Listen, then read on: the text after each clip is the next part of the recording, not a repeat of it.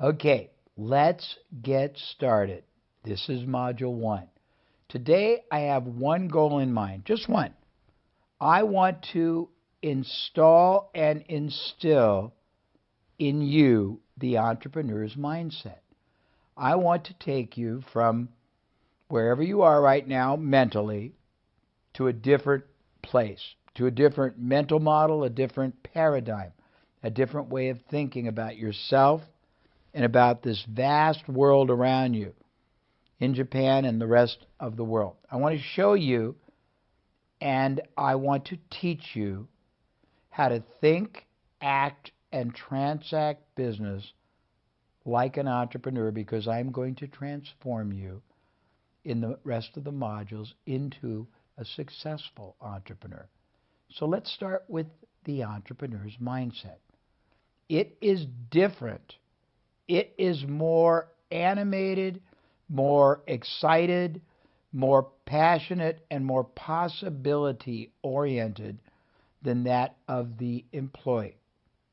The entrepreneur's mindset starts with a burning desire to create something of value, whether it's a product, whether it's a service, whether it's a business, no matter what the field. It's the ability to look at an industry and see a gap, to see a hole, to see a weakness that can be filled by you more purposely, more advantageously, more beneficially than the people doing it now. Or it's your ability to learn to see opportunities that aren't being successfully met. Or it's your ability to see areas and ways that you can help people in other businesses be more successful, more productive, more profitable, more effective, less stressful. It's the ability to understand the concept of value creation. So let me explain. Most people don't even know this, but in our lives and in business, we are rewarded and we are successful in direct proportion to the problems we solve for others, the quantity of problems, the quality of problems, the significance of problems, and or the opportunities we create for others. Interestingly, just like you may have started out before you began this course thinking your life was purposeless and limited and helpless and hopeless, many consumers, particularly in your country, many business owners, independent ones, entrepreneurs in your country, don't think they have a lot of options, don't think they have a lot of possibilities, don't think they have a lot of alternatives that they can do to be more successful, to be more profitable, to be happier. So you have a world of limitless possibilities to choose from, but the key to it all is, as an entrepreneur, your job is to add more value to whatever area you decide to focus on. And you have infinite areas. We'll go through them through these modules.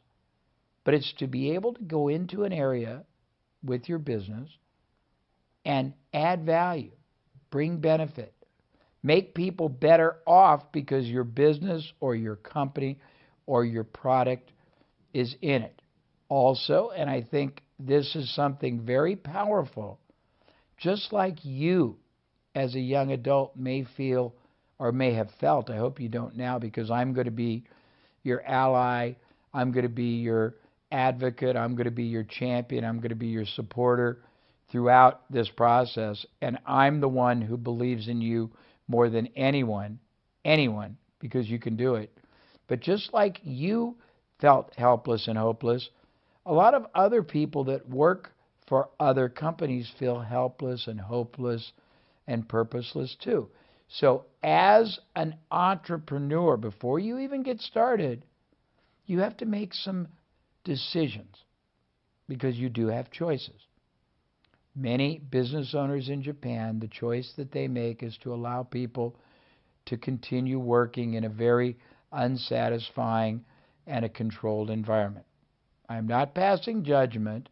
I'm only saying that the entrepreneur you want to be is going to be passionate, purposeful, possibility-oriented, and the people you bring into your business, whether they're young or old, whether they're untrained or specialized, your commitment is going to be to continually grow and develop them and give them an environment where they are excited, where they are contributing as well. Because when you do that, passion, excitement, commitment is operating and driving great success. So you want to be a value creator. You want to basically grow and develop other people. You want to be able to add meaningful value by solving problems or creating opportunities for the people that your product, service, or business contributes to. You want also to be a multiplier and not a diminisher. Very important. What is a multiplier? A multiplier is someone in business, an entrepreneur, who, through what they do and how they do it, makes everything better. They make their clients feel better. Their product or service makes their client's life better. They bring a higher state of qualitativeness to the product, service, or industry they operate in. They have a greater respect for their employees and also for their clients. They grow their industry by being more innovative and by continually improving the service. They respect and appreciate their clients, their vendors. They are starting every day with a passionate focus on how many people they'll be able to add value to each and every day in as many ways as possible. A multiplier tries to multiply the impact their company, their product, and their service makes in the market. They never look at it as a commodity. They are not competing because everyone else is really operating with a totally flawed mindset. Most everybody else in whatever business you decide to go into, or whatever field you decide to go into, or whatever product or service you decide to go into, will be operating as if they are a shoe store, or if they are a restaurant, or if they are a IT consultant.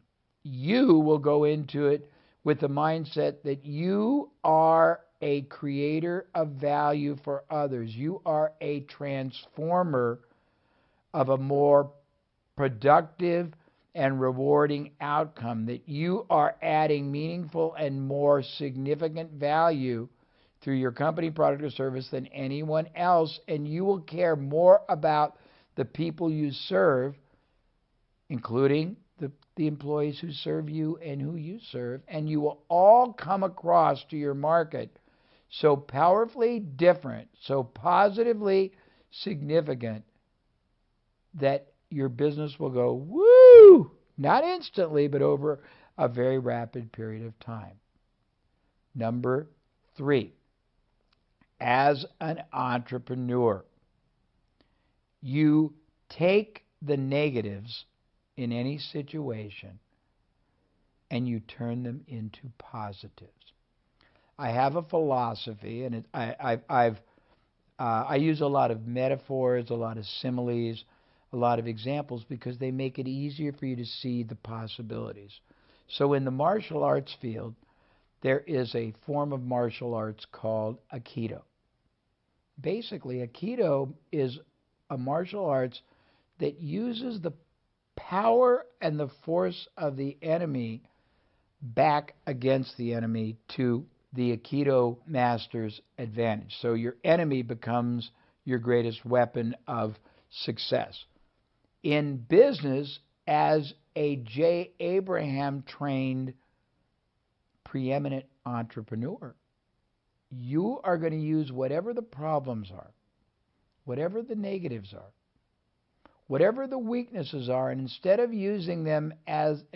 seeing them as a negative or a detriment, you are going to see them as the greatest opportunity. You are going to learn, not just magical or mystical, but through processes I will take you throughout the modules in this program. You're going to see how to turn any negative into a positive. For example, we will show you how having no resources, no money, is not a negative. It can be a great advantage because you can find other companies who have an overabundance of resources they are not fully using and arrange ways to partner with them. We will show you how lack of expertise or talent is not a problem because you can joint venture with people who possess talent. We will show you how you can penetrate any and as many industries in as many different product or service categories as you want by merely finding and making associations, alliances, and partnerships with other people who already own the trust and access to the market you want to sell to, market to, penetrate. We will show you how to ethically leverage up, meaning harness over 100 different elements of other companies' resources. We will show you that in any situation, what you think is your problem is really the opportunity to fill a problem for someone bigger. All you have to do is figure out who they are and what your advantage is to them, and people will eagerly do business with you, for you, partner with you, support you, finance you. We're going to teach you all of the different amazing choices you have. Let me share a few right now. Just a few. First thing is you can start a business from scratch with no money at all and build it on a skill set that you have that other people don't, that you can offer full-time or part-time, whether it's you're great at organizing time, whether it's you're great at doing exercise, whether you're great at teaching computer. You can build a starting business that way. You can work for a company that has only one facility in one area, and you can make a partnership to take that facility and have them finance you opening another one, or at least licensing their business, if it's successful, and doing it in another city in Japan. You can get the rights to create new profit centers or service models or products and under the brand of other existing companies. You can partner with media, online, offline, magazines, newspapers, websites, social communities to create products or services. You can create service companies that do not have any employees or equipment, and joint venture with service companies that have employees and equipment but are not utilizing them fully, and have them provide the fulfillment, but you sell it under your company name. You can acquire rights to tangible items or intangible items. For example, you can get the rights to a product that is very popular in one industry but not even used in another industry, and you can get the exclusive rights to sell it in an industry where it doesn't exist. You can get the rights to help grow businesses' profits or save businesses money, and you don't have to even know how to grow businesses' profits or save them money. All you have to do is find other people who know how to do that and partner with them, bring them in to do it, and you can create half of the profit for yourself. I have, and I'm not going to teach it to you in this module, but I have 10 profit pathways that you can use to create for yourself perpetual, ongoing, recurring, passive income, meaning you don't even have to do more than set it up, negotiate the deal, and you keep getting income streams coming to you for long periods of time, sometimes for life. You can find a successful business outside of Japan and get the rights for no capital outlay to license, to franchise, to partner with other successful companies in Japan. You can find successful companies in Japan that have a model that would be very successful in other countries, but they've never taken it there, and you can license it. You can find prominent people. They can be celebrities, they can be business people, they can be athletes, and you can arrange to represent them and go to companies and make them that company's endorser and charge a fee plus a percentage of the improved sales that that endorsement creates, and you can take a permanent piece of that.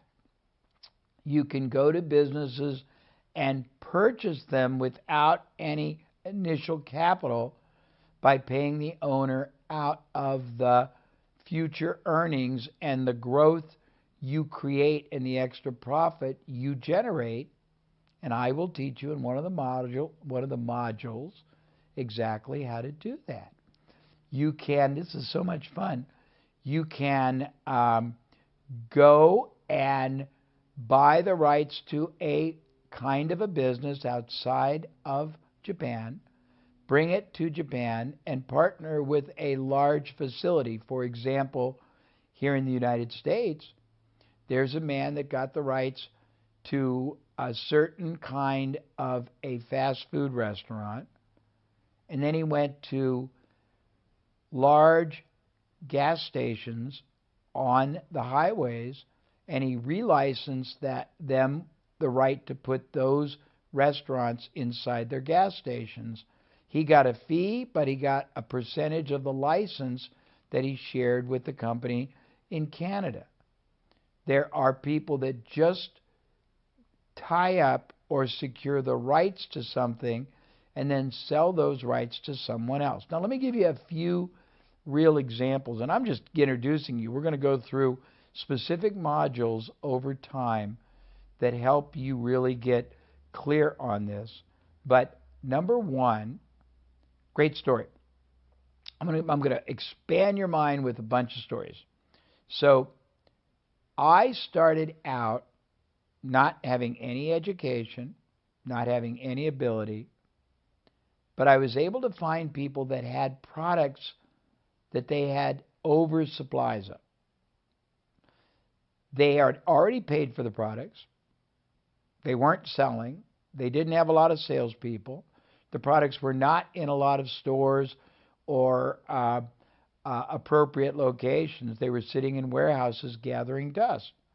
I made an arrangement to get control of those products and take them to retail stores, take them to restaurants, take them to hair salons, take them to health clubs, and place them in their facilities on an arrangement where nobody paid for the products until they had sold.